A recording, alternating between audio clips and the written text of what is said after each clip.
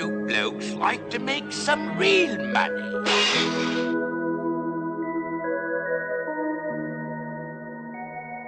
And who do we have to, No, nothing like that.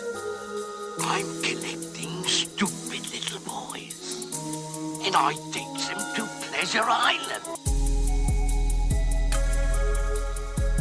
I can tell you that the #1 problem in Hollywood was and is and always will be pedophilia.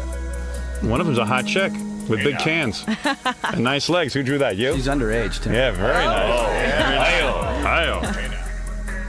I was at her 15th birthday party.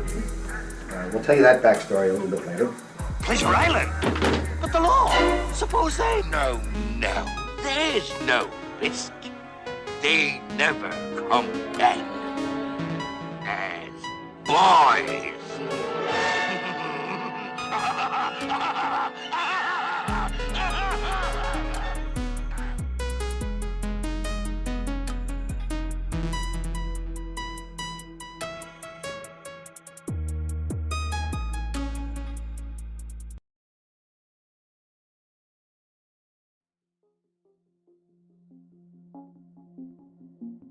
It is 6:31. We've got some breaking news right now from Polk County, where the sheriff's office just announced 11 arrests and a month-long child porn sting. More than a dozen men, including Disney employees, are facing jail time after they're caught in an undercover sex bust. Polk County deputies say they've made several arrests in a child porn bust, including a teacher and 2 Disney workers. According to an article published by The Sun in June of 2020, 16 people have been arrested in an online child abuse sting, which saw a nurse and 2 Disney employees taken into custody by Florida detectives. The Operation Guardians of Innocence 5 tracked the group, who had been distributing child sex abuse involving infants as young as 6 months.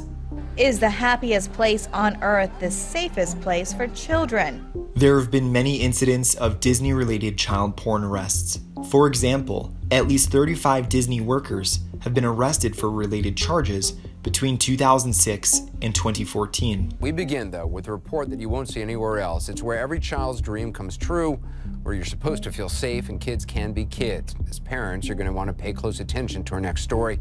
It's an investigation involving child sex predators in some of the most famous theme parks in this country. Now, as you're getting ready to pack the family van and head to Central Florida's Disney World, Universal Studios, or even SeaWorld, you want to see what we found in our 6-month investigation. We're talking about a pattern of theme park employees arrested in sex stings after work hours. The suspects included a ticket seller, a concierge, and a trainee tour guide at the Florida resort, and even a night shift manager accused of watching child porn at work while he wrote a church sermon. Disney's response to these arrests seems to be a reasonable argument. To Disney's point, it is a tiny fraction of the 300,000 employees they have. Yes. Bottom line, are these parks safe? Yeah, that's a great question. And Disney, Universal, SeaWorld all insist yes. Disney has insisted the theme park is so large, with around 70,000 employees, that those arrested represent only 1/100% it has employed since 2006. Disney is correct that the problem is a statistical minority insofar as the Magic Kingdom amusement park. But what about the air-conditioned office spaces of those that have creative influence over Disney content, and therein children's minds, through its entertainment?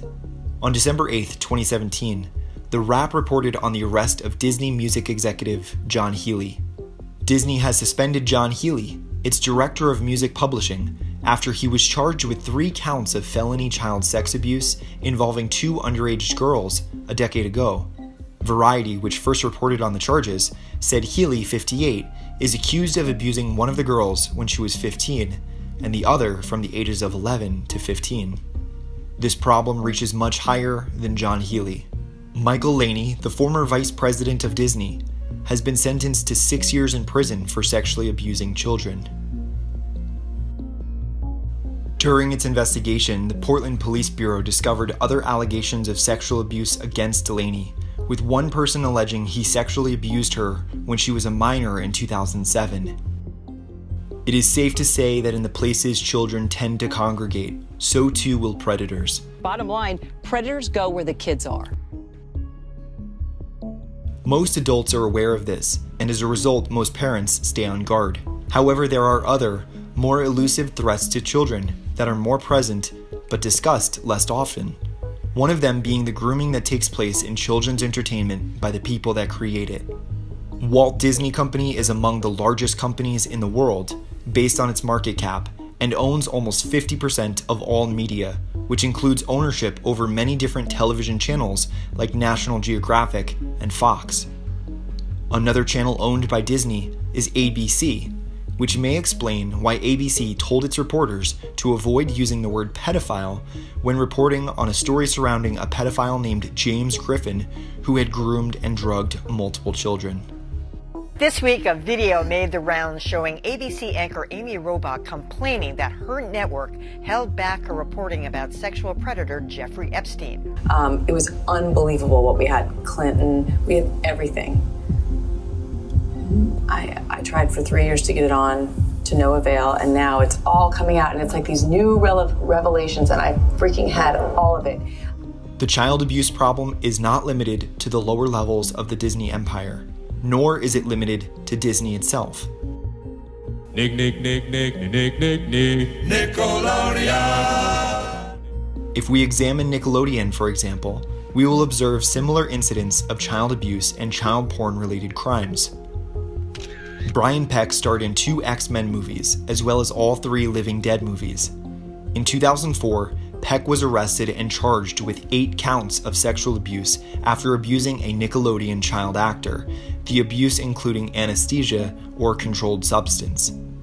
After only 16 months in prison for his crimes against children, Peck was released and is walking around in public freely.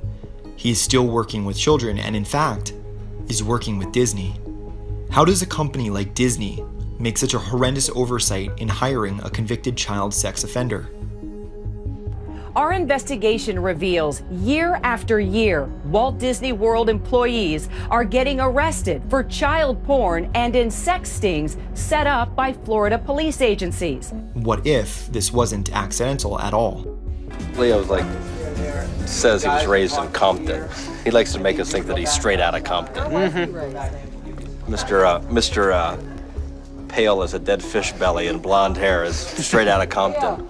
As a result of his arrest, Peck is prohibited from direct contact with children. However, he is not prohibited from being part of productions in which children are acting. Leo, as you know, is the latest, hottest, hunkiest teen idol there is. Yeah, muscles. Look, speaking of hunky, huh? One of his roles was even as a sex ed teacher, the production being for the 2009 short horror movie called Quarantine, set in a high school. More recently, he is credited as a dialogue coach in 22 of Charlie Sheen's anger management TV series. The existence of accusations against Charlie Sheen is noteworthy here, given that Peck and Sheen are friends with one another. Is there more that Disney could do? I think there's more that Disney can do. There's more that everybody can do. It's hard to imagine a company that's tried harder to address this issue than Disney. One of the most well-known cartoons that ever aired on Nickelodeon was Ren and Stimpy, created by John Kricfalusi. It was well known for a very long time that Kricfalusi was difficult to work with and would consciously push the boundaries of what was acceptable for kid-focused cartoons. How do you draw girls in the shower, naked, and not show the good parts? So, Katie drew the good parts. However, there was something much darker that was well known about Kricfalusi during his time animating Ren and Stimpy. Robin Bird and Katie Rice were teenage Ren and Stimpy fans who wanted to make cartoons. They say they were preyed upon by the creator of the show, John Kricfalusi, who admitted to having had a 16-year-old girlfriend when approached by BuzzFeed News. Although sexual abuse allegations against Kricfalusi have never been made public before, his relationship with Bird has been an open secret within animation, so open that a girl he had been dating since she was 15 years old was referenced briefly in a book about the history of Ren and Stimpy. This information, though known among animators at Nickelodeon for a long time, became public in 2018 when BuzzFeed published a piece about Kricfalusi's abuse of underage girls after 2 former employees of his came forward. Chris Felucci even admitted to BuzzFeed that, indeed, he was dating a 16-year-old. One of them's a hot chick with big cans and nice legs. Who drew that? You? She's underage, too. Yeah, very nice. Hey now. Chris Felucci would also show other employees at his company pictures of him and another underage victim, Robin Bird, engaging in sex acts. Eventually, in 2007, child pornography was discovered on his computer. Chris Felucci represents a disturbing pattern of behavior at children's entertainment companies. His crimes were known by many, yet no one intervened. When he was finally exposed, no true charges were ever brought against him, and no real justice was served. Chris Felucci did end up getting fired from Nickelodeon, but it was for apparently missing deadlines, and not for child sexual abuse. Hi, I'm Dan Harmon. You're about to watch my controversial new pilot, Daryl. Now, I have to warn you, I originally made it with Showtime for their audience because it's a little groundbreaking for normal people to handle, but maybe you'll surprise me. Good luck. Thank you for being such a good patient. For taking all the sleeping pills I prescribed to you. So that later tonight, when I'm crawling in your window, I can count on you to sleep like a baby. Well, I do everything but sleep with yours.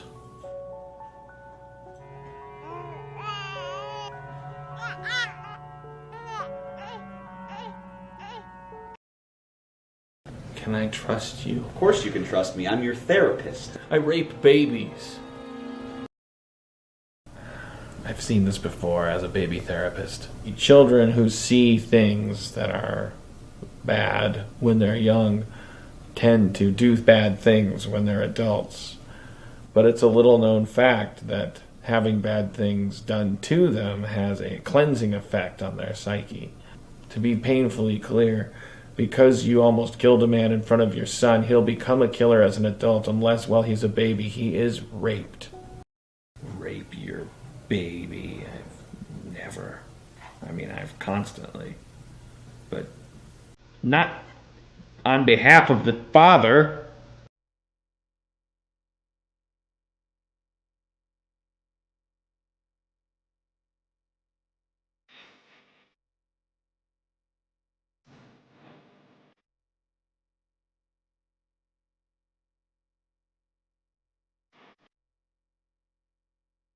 We've been walking for a while, and I got this baby in a tube here. Maybe it's some sort of crazy upgrade. Hold on, I've got an idea. Hey, ow, stop, All right, stop! It's not an upgrade. Let's eat it. What? We can't eat it, it's a baby! Morty, what if it makes us run faster or jump higher?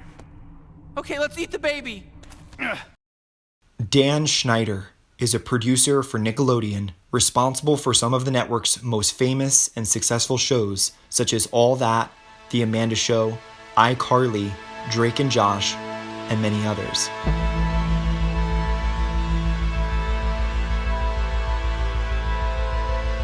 However, for many years now, speculation and allegations about Dan Schneider's questionable behavior around kids have plagued him. Because I want to help honor a guy who has spent his entire life making kids laugh. His name is Dan Schneider, and he's the guy behind some of the greatest shows on Nickelodeon. That's why we're honoring him tonight with this special award. Despite Schneider's influence and superstardom within the world of children's entertainment, Nickelodeon decided to cut ties with this powerhouse producer in 2018. Nickelodeon cutting ties with Dan Schneider was a fairly symbolic moment for children of the 90s that grew up watching his shows. Schneider has been Nick's top creator and showrunner of live-action comedy hits for the past 2 decades. He is credited in part with discovering such young actresses as Ariana Grande, Amanda Bynes, Jamie Lynn Spears, and Victoria Justice, who were cast as leads of his series.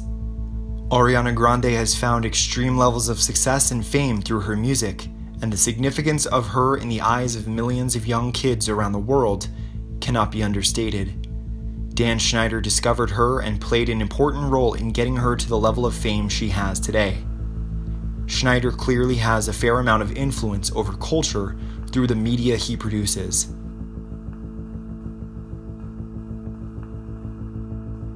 Is it possible for a teenage girl to drink water upside down? I'm thirsty! It's not possible! Deadline shared details about Nickelodeon's decision to part ways with Schneider. Among other things, I hear there had been multiple complaints of abusive behavior against Schneider filed by members of his staff. The report says Schneider worked under a cloud of suspicion because of relationships with young stars on his shows, and notes he shared photos of actresses' toes on social media. I'm soaking wet! Quick, somebody bring me the ocean! No one would ever say that. Why? Because if you were soaking wet and you were upset about it, the last thing you'd want is for somebody to bring you the ocean. Have you ever tried to get your whole big toe in your mouth? Check this out. Sometimes I wonder if you can get juice from a potato.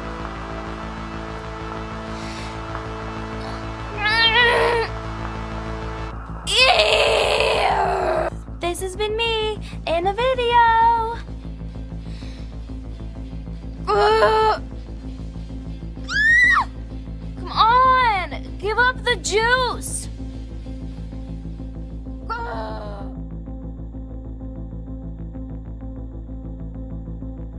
Jeffrey Epstein, notorious human trafficker, had a private plane named the Lolita Express. The name Geraldine Laybourne appeared in the Express's flight log. Geraldine Laybourne is almost single-handedly responsible for creating Nickelodeon. Geraldine Laybourne is the most progressive thinker the world of media has ever seen. The first time I heard Jerry Laybourne talk about Nickelodeon, it was about her background as a teacher and how kids were always first. Part of what's important to her is that whatever she's working on is to put it in the form of a cause, a mission. And I think she wanted to change the world. Since the Laybournes traveled with Epstein prior to his crimes becoming public knowledge in 2007, some may argue that they simply did not know that Epstein was running a child trafficking operation. Regardless, it remains disturbing that a children's entertainment tycoon befriended a child trafficker. Turned out it's really great to be slimed. I've been slimed several times. It's warm, it's wonderful, and so the kids loved getting slimed, and they were paid an extra $50. I never got paid for being slimed, but you know. Geraldine Laybourne is not only known for her paramount role in creating Nickelodeon. Geraldine is the former head of Nickelodeon and now potentate of the new women's cable and internet channel, Oxygen. Her husband, Kit Laybourne, is the former head of Colossal Pictures Animation Studio, who is now developing programming for Oxygen. Aside from her massive prior accomplishments within Nickelodeon and children's entertainment in general, she also sits on several boards and advisory committees related to television programming. National Cable Television Association, the National Council for Families and Television, New York Women in Film and Television, Cable Positive. In 1997, she was elected to the Board of Trustees of Vassar College. And then we found people like Arlene Klasky and Gabor Chupo with Rugrats, and we found John Kricfalusi, who actually had Ren and Stimpy living inside him, which explains a lot about his later problem. It could be that Geraldine Laybourne's aspirations extend beyond television programming. From one of John Podesta's emails that WikiLeaks released in 2016, we can see that Laybourne was invited to a video conference with Hillary Clinton's campaign team. Geraldine and Kit Laybourne are also on the board of KinderCare, an early childhood development and learning center that has multiple locations in the United States. Perhaps the most striking revelation about Geraldine Laybourne is that she was primarily responsible for getting Dan Schneider a TV show. Put your hands together for the one and only Dan Schneider!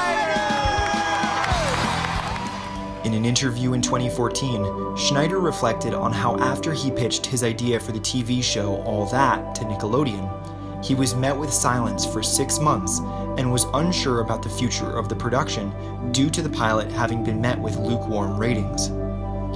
Jerry Laybourne is the reason Nickelodeon gave Dan Schneider a show. When his show tested poorly, Laybourne picked it up anyway. It was within that 6-month time frame when Geraldine Laybourne watched the show, loved it, and decided to give it a green light. Schneider goes on to state, "Then, if I recall correctly, I heard that the president of Nickelodeon at the time, a woman named Geraldine Laybourne, watched the All That pilot and loved it. She said something like, 'This show is great. Why haven't we picked this up yet? Let's make it.' Next thing I knew, we were back in Orlando, where we'd shot the pilot, and we were making a bunch of episodes of All That. It was a blast. I loved every minute of it."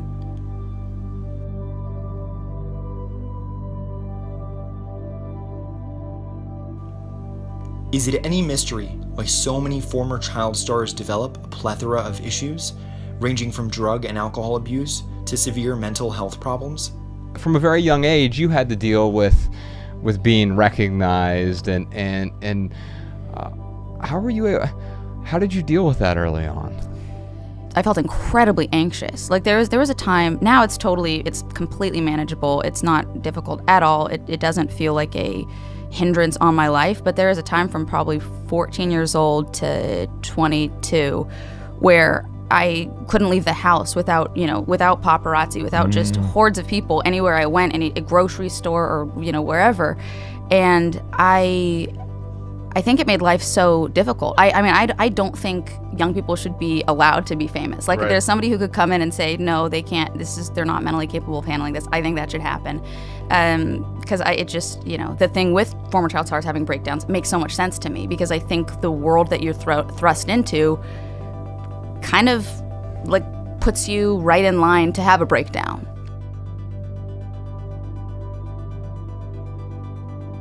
Many former child stars have also revealed that they have been sexually abused while acting for popular television shows and movies.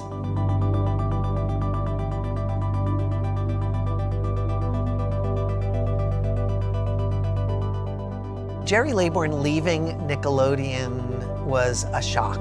Not just because she was leaving something that she had birthed and created, but that she was going to Disney. That's what kind of like blew our minds. The Goliaths of children's entertainment like Nickelodeon, Disney, and Cartoon Network are not immune from pedophiles joining their ranks, and to this day remain a danger to child stars in television and film. With creative control over what children are watching, pedophiles embedded in these roles have a unique effect on the minds of children across the world. Nickelodeon was a relationship between us and kids and us. The problem is not limited to the lower echelons of these companies. Rather, these organizations are largely compromised. The landscape of digital media has changed in such a way that enables pedophiles to directly communicate with kids, whether it be chat rooms, text messages, exchanging photos, or live video streaming. These activities are easily concealed from parental supervision. Parents sometimes have a hard time anticipating the risks and dangers it may pose to their children. We are now in an age where kids can be sexually groomed while they are in the same room as their parents, without them ever knowing. It is only by assisting in exposing these crimes and spreading awareness about the current techniques predators are using that we can prevent children from being victimized. Parents must exercise eternal vigilance to protect their children from being programmed by programming.